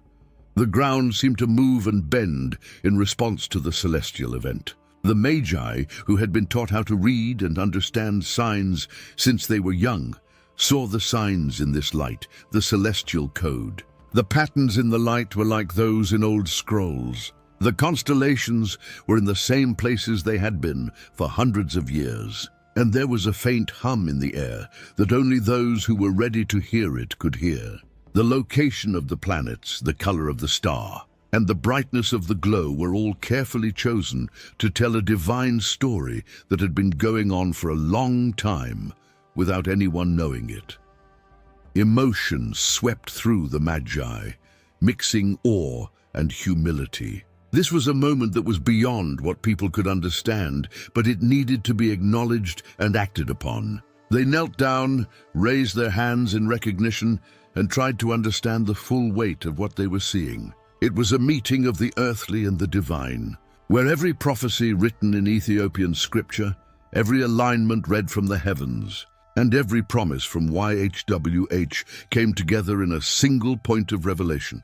The child they wanted, the reason for the star, and the wisdom of thousands of years all came together in a moment that felt like it was stuck between forever and now. When the light hit the ground, nature itself moved in small ways. The wind calmed down and became a soft whisper. It brought with it the smells of faraway forests and old rivers, as if the event were breathing in time with creation. Animals moved around, sensing the change, and even the skies seemed to respond. Distant clouds refracted the star's brilliance into a cascade of colors that ordinary eyes couldn't see. The Magi, who were very good at interpreting cosmic signs, didn't see these signs as random events. Instead, they saw them as deliberate ways for the heavens to send a message. The star's last position was not a mistake. It was the result of a divine script that was written in both the sky and the Bible. At this moment, it was clear that Enki's wisdom and YHWH's promise were coming together. Enki, the ancient god of cosmic knowledge and water, represented the light of understanding and the gift of insight that helped people navigate the unknown. YHWH stood for covenant, law, and moral alignment, which is the framework through which divine intention unfolds. The light from the star came down, and these two forces, which are usually thought of as separate, crossed paths, suggesting that they are working toward the same goal. The Ethiopian prophets' centuries of observation and interpretation had kept this union strong, making sure that the message would reach people without being changed, made simpler, or left out. The Magi knew that this revelation was both temporary and permanent. Time itself seemed to stretch to fit the layers of the past, present, and future. They saw in the light the echoes of all who had waited, watched, and written down what they saw, the prophets of Ethiopia, the scholars who studied celestial patterns, and the generations who kept sacred texts safe. The star's brilliance held the mark of all the people who wanted to understand God's will, and its presence was a reminder that the universe is a way for higher wisdom to communicate. As the Magi thought about how big the moment was, their feelings and thoughts mixed. They understood that the star was more than just a way to find a place. It was a wake-up call, a sign to see how God's work continues. The child under the star was the physical embodiment of this convergence, a real-life meeting point of prophecy, cosmic pattern, and divine promise. The light didn't just light up the area around it. It also lit up understanding, revealing truths that had been hidden for centuries and civilizations. For a short but eternal time, the star was the link between what people saw and what was real in the divine.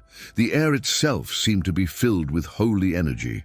Every sound, the distant echo of desert winds, the rustle of leaves, and the faint stirring of life had meaning. The Magi, who were sensitive to these subtleties, had a physical, emotional, and spiritual experience of the event. Every flash of light and every pattern in the sky had a meaning that confirmed what the Bible had hinted at and what prophecy had long foretold. People didn't just see this moment. They felt it fully, with their hearts, minds, and souls all taking part in the unfolding revelation. The Magi knew that the star's purpose went beyond just being seen, even though it was in its right place. Its brightness was a command, an invitation to actively participate in the divine story. The falling of light stood for the availability of knowledge, the giving of insight, and the call to duty. To see it was to join an ongoing agreement, a story that linked the heavens with human effort. The revelation was not static. It was dynamic, urging action, reflection, and transmission, ensuring that the light touching the earth would ripple through history as a source of knowledge, faith, and guidance. In this meeting of heaven and earth, every part of the story came together: Enki's cosmic wisdom, YHWH's promise of a covenant, and the Ethiopian prophetic tradition. The star, which was now still and shining, showed that divine communication was still going on and that people were part of a bigger cosmic plan. The Magi, who were humbled and enlightened, became the messengers of this revelation. They brought both the physical and spiritual light into the world and made sure that the knowledge written in the stars would not fade, but last. The moment was as clear and intense as a movie. The light from the star touched the ground as if it were a living thing, responding to the respectful attention of those who knew how important it was. Enki's light, YHWH's moral and spiritual covenant, and Ethiopia's prophetic insight all came together in a scene that was full of awe, respect, and understanding. The Magi, who were standing under this amazing sight, understood that they were seeing not only the fulfillment of a prophecy, but also a deep connection between the universe and humanity, a message hidden in light, kept for centuries, and finally delivered at the right time. Throughout history, myths and sacred texts have often seemed to speak in pieces, giving hints of truths that are too big for any one culture or generation to fully understand. Enki, the ancient Sumerian deity of water, wisdom and cosmic knowledge, alongside YHWH, the sacred and ineffable name of the Hebrew god, have historically been examined in isolation. Enki, regarded as a remote mythological figure, and YHWH as the supreme origin of covenant and law. When we look at the Ethiopian scriptures, though, we see a hidden thread that shows that these two people, who are often thought to be opposites, may actually be reflections of one eternal light. Both guide, protect, and enlighten human understanding, albeit with differing tones and expressions. Enki's compassion, shown through acts of rebellion to protect people, goes along with YHWH's justice, which is shown through moral structure and covenant. When viewed through this lens, the cosmic stories of the ancient world come together to form a single view of the divine, a light that takes many forms but is one in essence. Enki's stories are very close to people. He walks among mortals not as a distant, abstract authority, but as a friend who shares knowledge, gives insight, and sometimes even stands up for them. His wisdom flows like the rivers he controls, giving people both practical knowledge and moral guidance. He teaches people how to read the stars, understand how nature works, and deal with the moral problems of life. But his actions often put him at odds with other gods and higher powers that value obedience over compassion. These conflicts are not just stories of rebellion. They show the tension between a strict divine hierarchy and the need for mercy. They also show that God is willing to break the rules to protect life and understanding. The Bible, on the other hand, shows YHWH as grand, awe-inspiring, and holy, beyond what we can understand. His name, which is too holy to be spoken, shows that he is very different from everyone else, and that he is a God who rules the universe with both justice and mercy. YHWH controls human destiny through covenant, law, and moral guidance, promising protection and safety to those who follow divine will. YHWH's power and authority may seem far away or even harsh, especially in stories of judgment or correction. However, this power comes from a deep love for creation and a desire for people to do well under moral and ethical guidance. The mystical revelation emerges upon contemplating the intersections between Enki and YHWH. Their stories are very similar, even though they come from different places, cultures, and traditions. Enki's acts of kindness and protection of people from arbitrary divine orders are similar to YHWH's mercy, which can be seen in stories where divine anger is softened by promise, covenant, or intercession. Enki's gifts of knowledge and the Star of Wisdom are similar to how YHWH gives us guidance and laws. Both are interested in finding balance. Enki does it through understanding and insight, while YHWH does it through justice and covenantal alignment. When seen together, the differences that seem to set them apart fade away, showing how they are all parts of the same eternal source. The Ethiopian scriptures, which keep texts that aren't in Western Bibles, make this realization even stronger. The Book of Enoch, Jubilees, and Maccabean highlight the interaction between cosmic forces and human history, depicting a universe where wisdom, justice, mercy, and prophecy converge in ways that are frequently understated in other traditions. According to Ethiopian tradition, God shows up in many different ways to talk to people, and these ways are not contradictory, but work together. So Enki and YHWH are not enemies or separate gods. They are two sides of the same eternal light that moves between compassion and holiness, freedom and order and knowledge and moral law. As the Star of Bethlehem shines in this story, it becomes a symbol of both a real event and the unity of God's will. The light itself carries the echoes of Enki's wisdom, guiding understanding and inspiring human creativity. At the same time, it embodies YHWH's covenantal presence, lighting the way for moral discernment and spiritual alignment. For the Ethiopian Magi who followed that star, this duality was not an abstract theological concept. It was a tangible experience. Their education in both the Bible and astronomy helped them see the star as a sign of combined wisdom and justice. Showing that God speaks through many different traditions and levels, the interaction between Enki and YHWH also sheds light on how people see God. Different cultures and languages can break up the divine, leading to different names, stories, and rituals. But when you look back at these pieces over time and through preserved traditions, you can see that they all fit together. Compassion and holiness, knowledge and law, insight and covenant are not separate things. They are all parts of the same eternal truth. When you understand this, you can see a thread that connects the cosmos and human history. From the Sumerian riverbeds of Mesopotamia to the highlands of Ethiopia, from the ancient Magi to the Star over Bethlehem, the spiritual realization transcends mere intellectual comprehension. It transforms into an experiential phenomenon. The Magi and prophets see that divine intention is both immanent and transcendent when they see the star, which represents the coming together of wisdom and holiness. Enki's actions, once seen as defiance, and YHWH's commands, once seen as strict, are now seen as two parts of the same eternal pattern. The light that comes to the earth through prophecy, cosmic events, and sacred observances is the same light that flows through history, teaching, guiding, and changing things. This comprehension also recontextualizes the human relationship with the divine. Instead of thinking of gods as separate or far away, you can see that there is a chance for unity behind many. Names may change, rituals may change, and cultures may make up new words to talk about the divine, but the essence stays the same.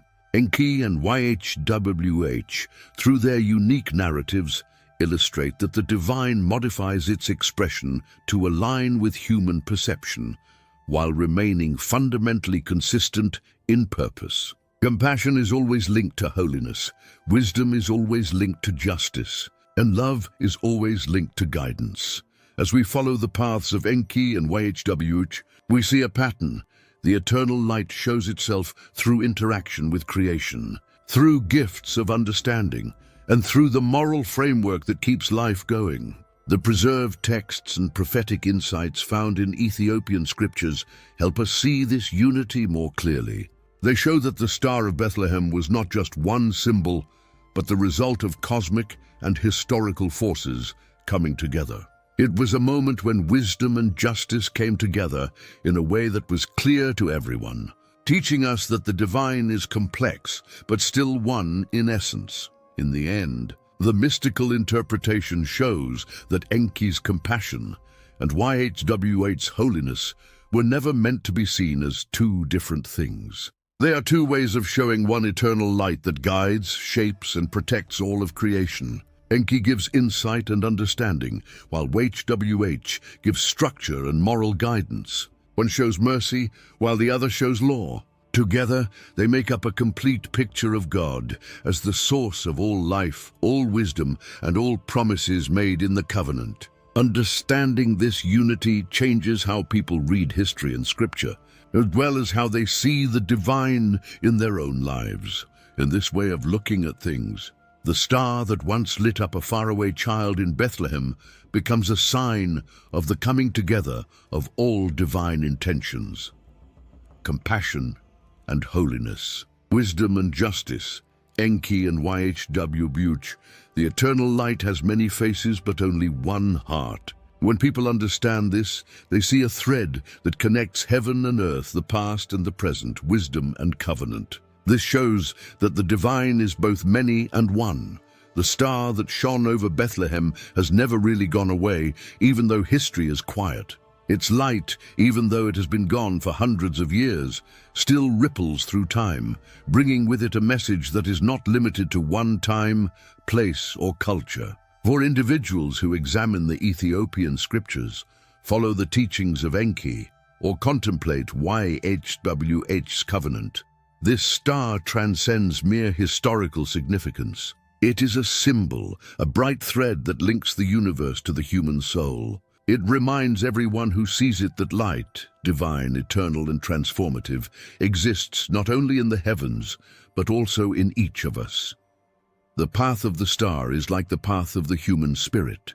Like the Magi did, each person must find their own way through their own inner landscapes, looking for the flashes of insight, courage, and understanding that light the way to a good life. The star's brightness was never just an astronomical event. It was a message in the language of light that goes beyond culture, geography, and language. It speaks of hope, of the possibilities that exist in every mind and heart, and of the lasting link between the divine and the mortal.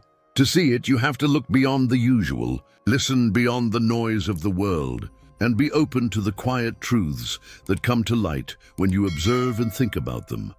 Ethiopia's preservation of the complete 88-book Bible has ensured that this message survives, offering not just a historical account, but a guide to perceiving the divine within and around us. The texts make it clear that knowledge, wisdom, and revelation are not only found in temples or scrolls. Anyone who is willing to search for them, think about them, and align themselves with the eternal principles that the star represents can find them. In this way, every person can be an observer and a part of the cosmic conversation that has been going on since the beginning of time. The star doesn't want to be recognized through rituals or hierarchies. Instead, it wants people to be aware, pay attention, and be willing to see the sacred in everyday things. When you think about what the star means, you can see that it has both external and internal meanings. It shines in the sky to guide people who look up, but it also lights up the inner world, making people think about themselves and find out more about themselves. This symbol combines Enki's ancient gift of wisdom with YHWH's covenantal light. It teaches that understanding and moral guidance are linked, and that insight and faith must go hand in hand for true illumination. So the star is a teacher, and its lessons are not just in texts, but also in experiences, gut feelings, and seeing patterns in both the sky and in our own lives. The star is a mirror for the human soul. It shows how brave, smart, and kind we can be. Like the Magi were led to a child who represented the beginning of a new covenant, everyone should be able to see the moments of revelation in their own lives. These moments may not come as bright lights in the sky, but as small insights, strange coincidences, or the quiet stirring of conscience. Every moment of understanding, every act of kindness or moral choice is a sign of the star's lasting brilliance, a sign that God is always there, just waiting to be seen. The star also stands for continuity. Its light endures through wars, migrations, translations, and cultural transformations, indicating that truth, wisdom, and divine intention cannot be entirely obliterated. The Ethiopian scriptures, safeguarded from historical obliteration, illustrate the enduring human ability to perceive, preserve, and respond to divine revelation. When we pay attention to these messages, we are part of a chain of awareness that goes back to the first people who looked at the sky, the prophets who wrote down visions of light, and the scholars who kept sacred knowledge safe for many generations. Every time someone recognizes or thinks about the star, they add to this lineage and keep it alive in people's minds. This reflection is not just an academic exercise.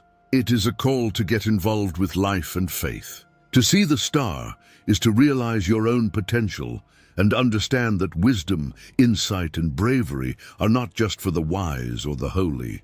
The light of the star reminds us that revelation is always happening and that anyone who pays attention can work on understanding, finding the truth, and becoming more morally and spiritually clear.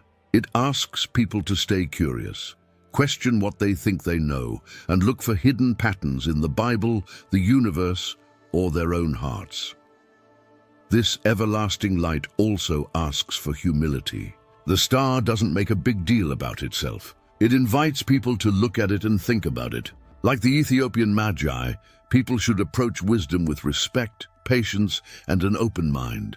To see the divine spark within oneself, one must accept their limitations, face their doubts, and be open to learning. The light of the star becomes a guide instead of a threat.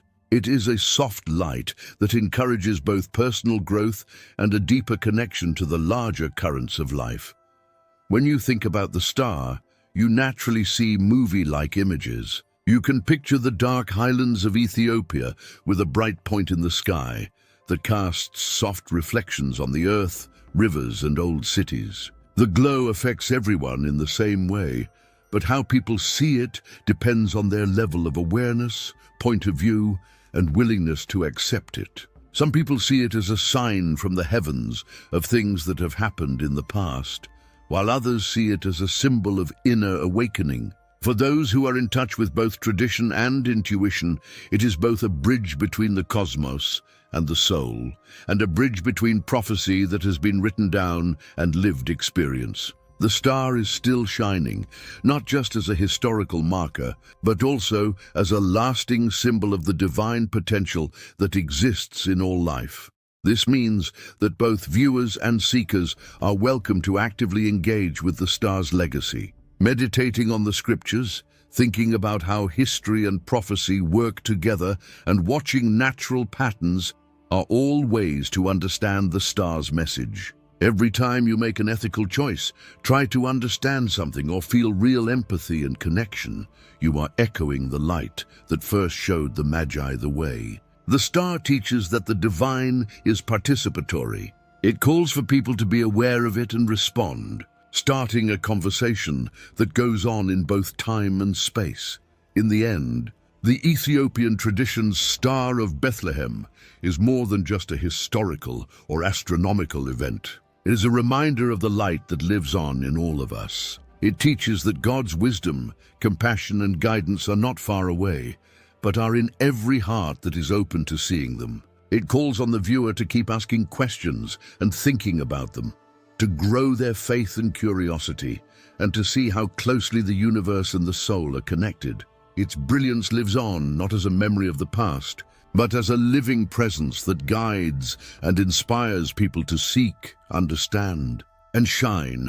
The light of the star still shines in the skies over Ethiopia, and it also shines in the minds of those who look up and in. Its message echoes through time, reminding us that everyone has a piece of the eternal inside them. The star shines not only over mountains and deserts, but also in our minds and hearts, encouraging us to think, be brave, and keep looking for hidden truths. The star lives on in every moment of awareness. It is a celestial and human witness to the divine light that is always there. What if the Star of Bethlehem wasn't born over Jerusalem at all, but over Africa? What if the light that guided the wise men didn't simply shine, it spoke? And what if that message, hidden for thousands of years, still burns within the pages of the ancient Ethiopian Bible? Long before telescopes and maps of the heavens, there was one night when the sky itself seemed to breathe, a night when silence broke and the desert above Africa came alive with light. Picture the golden plains, the ancient hills of Axum bathed in moonlight, and then a brilliance unlike anything seen before. A single star rose from the southern horizon, burning with such intensity that the sands glimmered as though touched by divine fire. This was not just a sign. It was a message, one that would echo across centuries, misunderstood, rewritten, and nearly forgotten.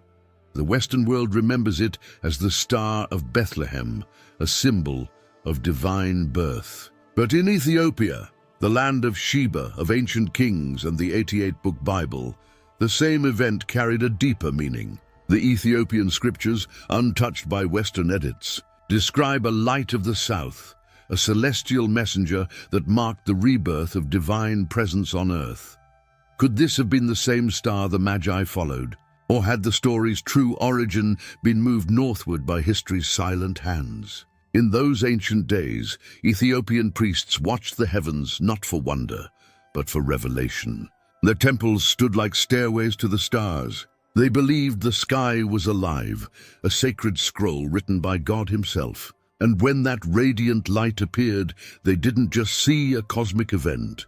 They felt a calling. In their chronicles, this moment was written as a sign that he who brings light had entered the world. But these words never found their way into the Western Bible.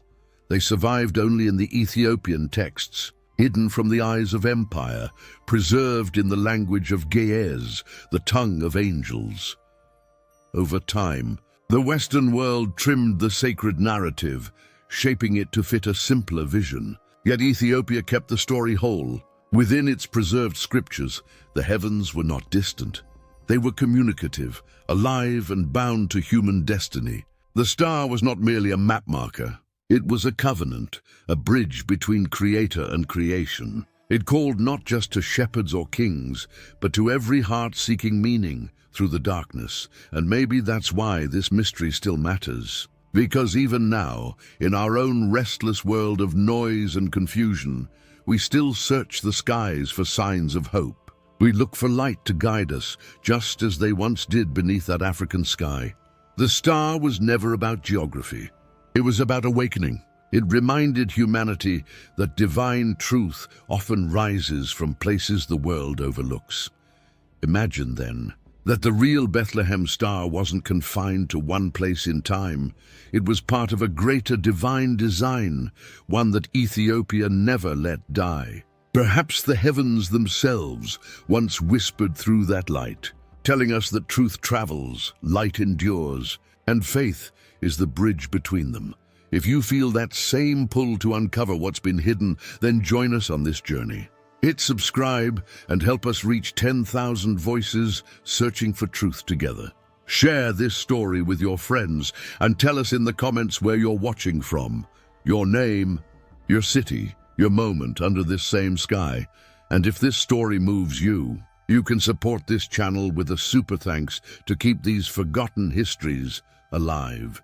To hold a piece of this mystery in your own hands, get your copy of the complete 88 Books Ethiopian Bible and the Book of Enoch in English. The link is waiting in the description below. What if the heavens never stopped speaking? And all this time, the message has been waiting for you to listen? Before the stories of prophets and kings, before Bethlehem and its holy star, there was Enki. He was the god who ruled over the deep waters and the secret knowledge of how things were made. He was not a person of war or fire, but of balance.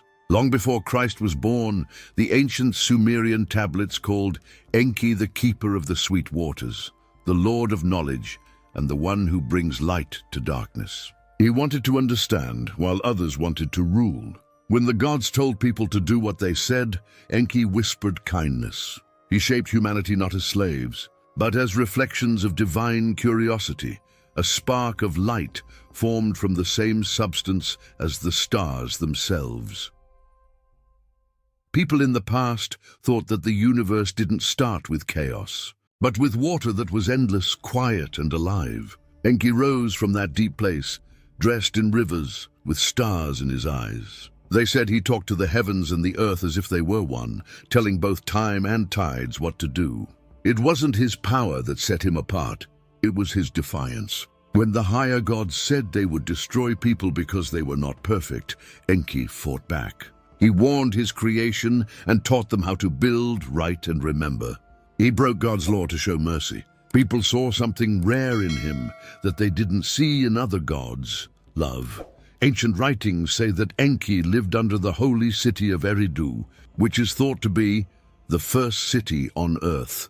The YHWH was his temple, and it was built over the waters that connected heaven and the underworld. People back then thought of these waters as more than rivers. They were the veins of creation, spreading divine essence all over the world.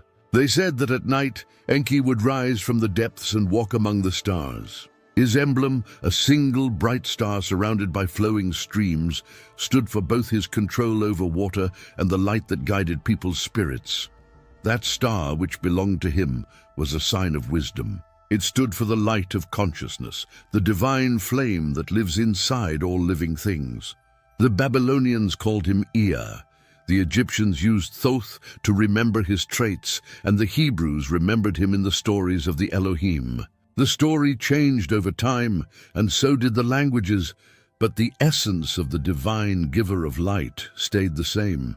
And when the night sky over Bethlehem lit up centuries later, could it have been a sign of that same ancient symbol, a sign of the first promise between heaven and earth? Enki was always the link between gods and people in Sumerian myths. He taught people how to talk, how to farm, how to build and write, how to heal, and how to bless. He wasn't far away. He was one of them. He was known as the friend of man and the Lord who listens, but his kindness made him enemies among his own people.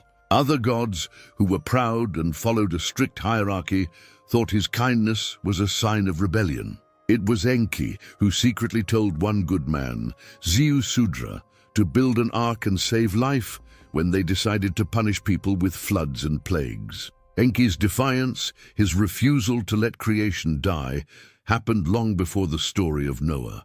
For ancient mystics, Enki's light was more than just a physical light.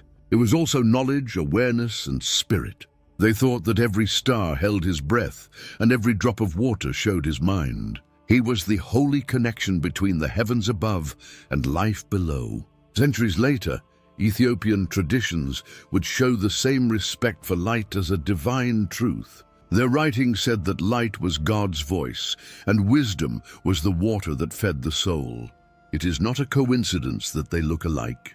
It is the survival of an older language that used symbols instead of names. When we look into the history of this cosmic story, we see that Enki's legacy was never lost. It was rewritten. The Star of the Wise in ancient times turned into the Star of Bethlehem in later religions. What started out as a sign of knowledge and God's love grew into a sign of God's birth.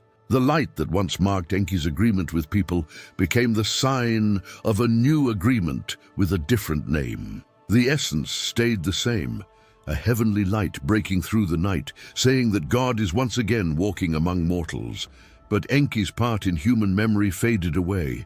Later religions that wanted to get rid of older gods gave him new names, changed his shape, and sometimes even made him look bad. People called his wisdom rebellion and his kindness deceit. But people who could read the old cuneiforms could see through the lies. They knew that Enki's rebellion wasn't against God. It was against cruelty. His goal was not to rule, but to bring things back to life. He was the perfect example of a divine teacher, someone who gives people both freedom and the moral strength to use it. Every major story about divine light, like the star over Bethlehem or the burning bush on Mount Sinai, has the same theme. Light gives people knowledge. Light is a signal.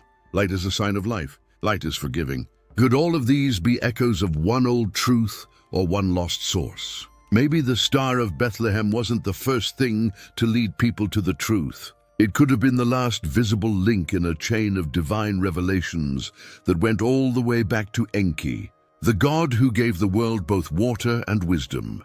The way the Magi followed the star is also a part of Enki's legacy. The wise men were astrologers who knew a lot about the universe from long ago. The same Mesopotamian lands that once worshipped Enki gave rise to their traditions. Like Ethiopian priests would do hundreds of years later, they read the sky as if it were the Bible. They didn't just see light when they saw the star rise. They saw a pattern, a message written in the language of the universe. They didn't have blind faith. They remembered something from long ago.